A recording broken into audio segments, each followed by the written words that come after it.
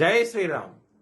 2022 నుంచి 2026 జూన్ వరకు మొత్తం 21 ప్రెడిక్షన్స్ అనేవి ప్రూవ్ అయ్యాయి. అవన్నీ కింద డిస్క్రిప్షన్లో ఇవ్వడం జరుగుతోంది. ఏ యూట్యూబ్ ఛానల్లోనూ ఇన్ని ప్రెడిక్షన్స్ అనేవి ప్రూవ్ అనేవి ఏ ఛానల్ లేదు.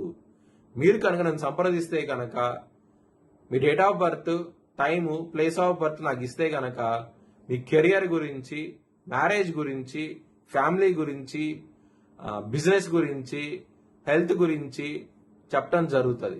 కనుక నన్ను సంప్రదించండి. శని త్రయోదశి 27 జూన్ శనివారం రోజున వచ్చింది.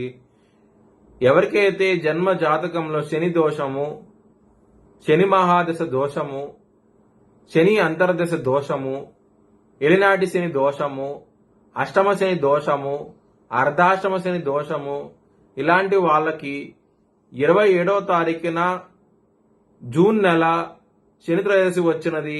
ఆ రోజున శని హోమం చేయించుకుంటే గనక మంచి ఫలితాలు ఉంటాయి. శని బాధల నుంచి విముక్తి పొందే అవకాశం ఎక్కువగా ఉంటది. మీరు కనుక శని హోమం చేయించుకోవాలనుకుంటే గనక హెచ్ఎల్ఎన్ జ్యోతిష్యాలను సంప్రదిస్తే గనక మీకు లైవ్ వీడియో కాల్లో మీ ఒకరికి మాత్రమే హోమాన్ని చేయటం జరుగుతుంది. మిథున రాశికి అధిపతి బుధుడు. మిథున రాశిలో ఆరుద్ర 4 పాదాలు, పునర్వసు 1, 2, 3 పాదాలు, మృగశిర 3, 4 పాదాలు ఉంటాయి. ఈ నక్షత్రం వాళ్ళందరూ నేను చెప్పే వార ఫలితాలు వర్తిస్తాయి. ఈ వారంలో మిథున రాశి వారికి గురువు, శుక్రుడు, బుధుడు, రవి, తృతీయంలో కేతువు యోగిస్తున్నారు. 5 గ్రహాలు యోగిస్తున్న మిగతా గ్రహాలు వ్యతిరేకత ఫలితాలు ఉన్నాయి. దశమ స్థానంలో శనున్నాడు, ఇబ్బందులు ఉంటాయి. 12వ స్థానంలో కుజుడున్నారు. వ్యయ స్థానంలో కుజుడు ఉన్నాడు కాబట్టి కందులు దానం చేయండి, మంచి ఫలితాలు ఉంటాయి. లక్ష్మీదేవిని ఆరాధించండి, ధనపరంగా మంచి ఫలితాలు ఉంటాయి. సోమవారము, మంగళవారం, బుధవారం, శుక్రవారం రోజుల్లో ముఖ్యమైన పనులు స్టార్ట్ చేసిన ఖచ్చితంగా విజయం సాధిస్తారు. ఆదివారం, గురువారం రోజుల్లో మాత్రం వ్యతిరేకత ఫలితాలు, ధన నష్టం వచ్చే అవకాశం ఉంటది. మిథున రాశి వారికి 6వ స్థానంలో కుజుడు వ్యయ స్థానంలో ఉండి శని దృష్టి కుజుడి మీద పడుతోంది. ఆరోగ్య సమస్యలు ఉంటాయి, శత్రువులు ఎక్కువగా ఉంటారు. నారాయణ కవచం చదువుకుంటే కనుక మంచి ఫలితాలు ఉంటాయి.